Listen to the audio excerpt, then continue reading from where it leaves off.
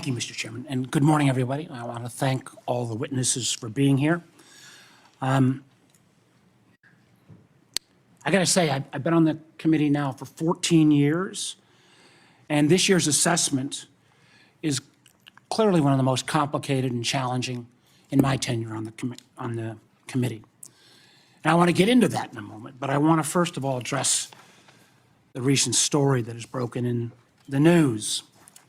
Yesterday, we stunningly learned that senior members of this administration, and according to reports, two of our witnesses here today were members of a group chat that discussed highly sensitive and likely classified information that supposedly even included weapons packages, targets, and timing, and included the name of an active CIA agent. Putting aside for a moment that classified information should never be discussed over an unclassified system, it's also just mind-boggling to me that all these senior folks were on this line and nobody bothered to even check Security Hygiene 101. Who are all the names? Who are they? Well, it apparently included a journalist. And no matter how much the Secretary of Defense or others want to disparage him, this journalist had at least the ethics to not report, I think, everything he heard. The question I raise is like, everybody on this committee gets briefed on security protocols. We're told you don't make calls outside of SCIFs of this kind of classified nature. We don't know, and I'm going to ask, obviously. Director Gabbard is the executive in charge of all, keeping our secrets safe. Were these government devices? Were they personal devices? Had the devices been collected to make sure there's no malware? There's plenty of declassified information that shows that our adversaries, China and Russia, are trying to break in to encrypted systems like Signal. I can just say this, if this was the case of a military officer or an intelligence officer and they had this kind of behavior, they would be fired.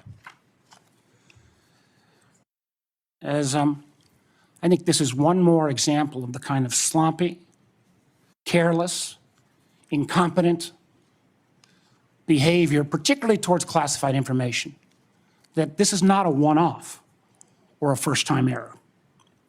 Let me take a couple minutes and review some of the other reckless choices that this administration has made regarding our national security. We all recall, it seems like it wasn't that long ago, but less than 2 months ago, in the first 2 weeks, the administration canceled all U.S. foreign assistance. Now, some may say, how bad can that be? It's foreign assistance.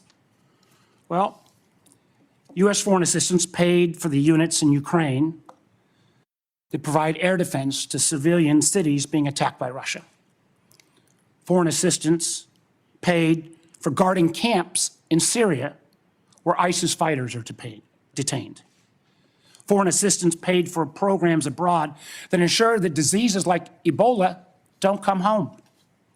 And until recently, it paid for the construction of a railway in Africa that would have helped given the United States much needed access to critical minerals in Congo. Now that project, China's going to try to finance it. As well, in the first 2 weeks, Director Patel, the administration fired several of our most experienced FBI agents, including the head of the Criminal Investigative Division, the head of the Intelligence Division, the head of the Counterterrorism Division, the heads of the New York, Washington, and Miami field office, all individuals who were distinctly and directly responsible for helping to keep America safe. The irony in a little bit was the recently dismissed head of the Counterterrorism Division was involved in disrupting the ISIS attacks planned for Oklahoma City and Philadelphia, and helped lead the effort to bring to justice the key planner of the Abbey Gate bombing in Afghanistan that killed 13 U.S. servicemen and 150 civilians. That very Abbey-Gate effort was actually praised by the president in his State of the Union address. Yet the response, the administration's response to these agents, I believe, good works and years of service, was to force these folks out. It's hard to imagine how that makes our country safer. Nor can I understand how Americans are made more secure by firing more than 300 staff at the National Nuclear Security Administration, including those responsible for overseeing the security and safety of the nuclear stockpile. Or by ousting 130 employees at CISA, the agency directly responsible for trying to take on China's Salt Typhoon attack. Again, after Salt Typhoon, I would have thought folks on that group chat might have thought twice. Or how we made safer by sacking 1,000 employees at the CDC and NIH who are actually directly working on trying to keep our country safe from disease. Or by pushing out hundreds of intelligence officers. The amazing thing is that our intelligence officers, they're not interchangeable like a Twitter coder. These intelligence officers, our country makes $20,000 to $40,000 of an investment just in getting a security clearance. Literally goes into six figures when you take the training involved. Can anyone tell how firing probationary individuals without any consideration for merit or expertise is an efficient use of taxpayer dollars? And just to make clear that yesterday's story in The Atlantic was not this rookie one-off, it's a pattern. I want to acknowledge Director Radcliffe was not here in his position when this took place. But again, earlier in the administration, when a non-classified network was used, thereby exposing literally hundreds of CIA officers' identities, those folks can't go into the field now. How does that make our government more efficient? You know, again, this pattern of an amazing cavalier attitude towards classified information is reckless, sloppy, and stunning. And perhaps what troubles me most is the way the administration has decided that we can take on all our problems by ourselves without any needs for friends or allies. I agree that we've got to put America's priorities first, but America first cannot mean America alone.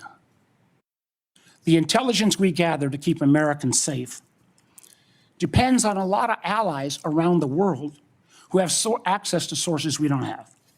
That sharing of information saves lives, and it's not hypothetical. We all remember it because it was declassified last year when Austria worked with our community to make sure to expose a plot against Taylor Swift in Vienna. That could have killed literally hundreds of individuals. However, these relationships are not built in stone. They're not dictated by law.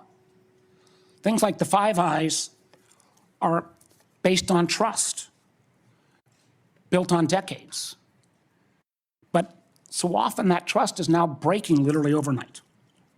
Yet suddenly, and for no reason that I can understand, the United States is starting to act like our adversaries are our friends, voting in the UN with Russia, Belarus, and North Korea.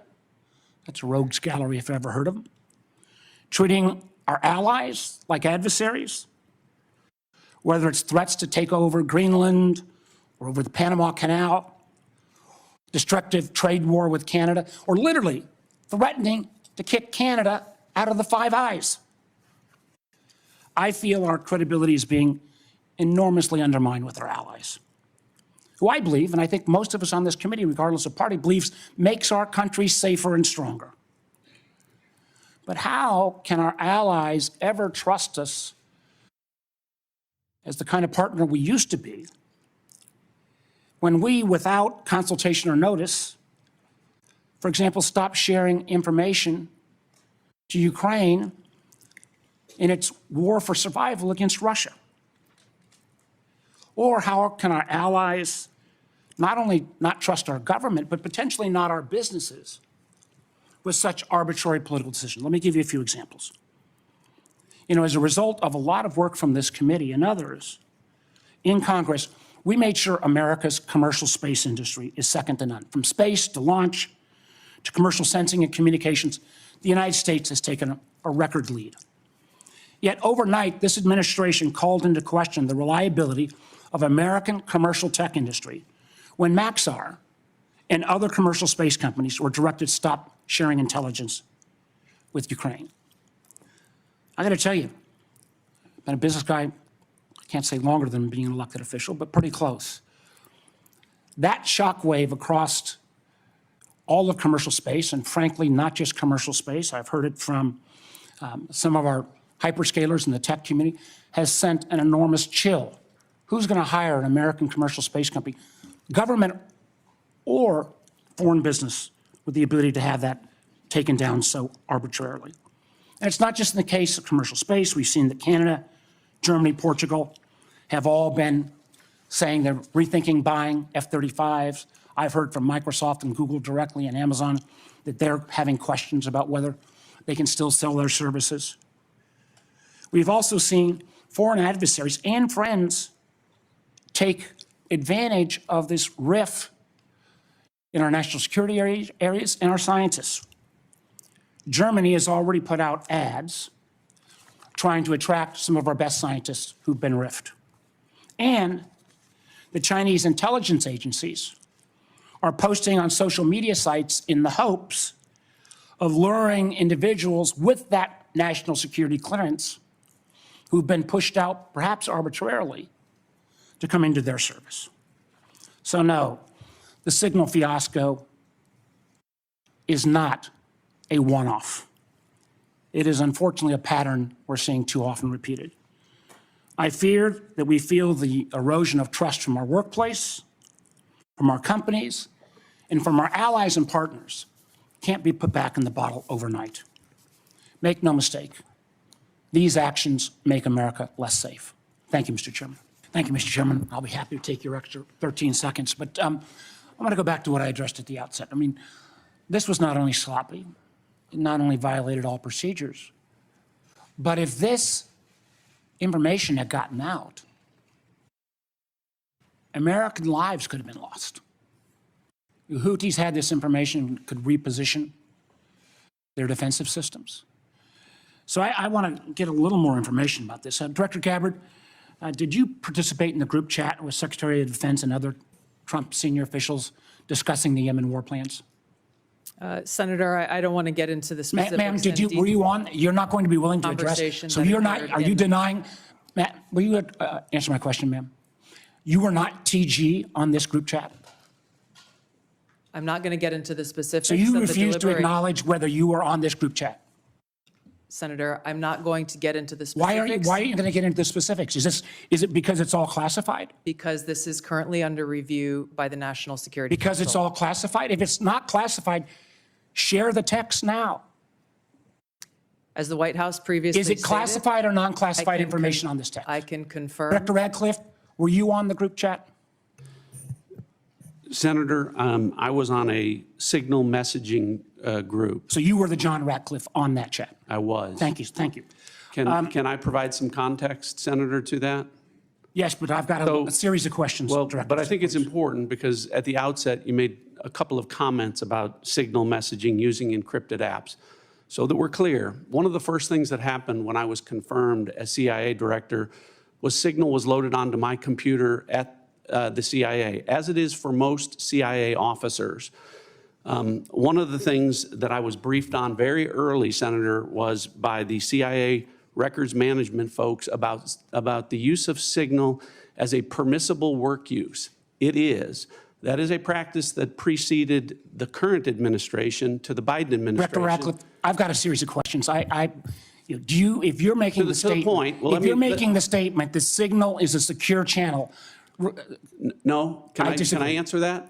It is I've got a series of end-to-end decryption. So to finish, I understand encryption. It is permissible to use to communicate and coordinate for work purposes, provided, Senator, that any decisions that are made are also recorded through formal channels. Right. So those were procedures that were implemented. My staff implemented those processes, followed those processes, complied with those processes, And finally, just please, so my communications, to be clear, in a Signal message group were entirely permissible and lawful and did not include classified information. Well, we will be make clear. that determination, because if it's not classified, share the text with the committee. You know, let me go on. Director Gabbard, you are the security executive and set access guidelines for classified information. Did you contact the defense secretary or others after this specific military planning was put out and say, hey, we should be doing this in a SCIF? There was no classified material that was shared in that So then, if Signal there was no check. classified material, share it with the committee. You can't have it both ways. These are important jobs. This is our national security. Bobbing and weaving and trying to, filibuster your answer. So please answer the question. If this was Director Gabbard, if this was a rank and file intelligence officer who did this kind of careless behavior, what would you do with them? Senator, I'll reiterate that there was no classified material that was shared in that Ma'am, if there's Signal no classified in materials, share. And then if there's no classified materials, then you can't even answer the question whether you're on the chat. This is strangely familiar, and I think my colleagues will remember, when you couldn't answer the question, is Edward Snowden a traitor? Ma'am, I have serious doubts about anyway. Director Gabbard, I'm going to give you this. Tweeted just 11 days ago, and I'm quoting you.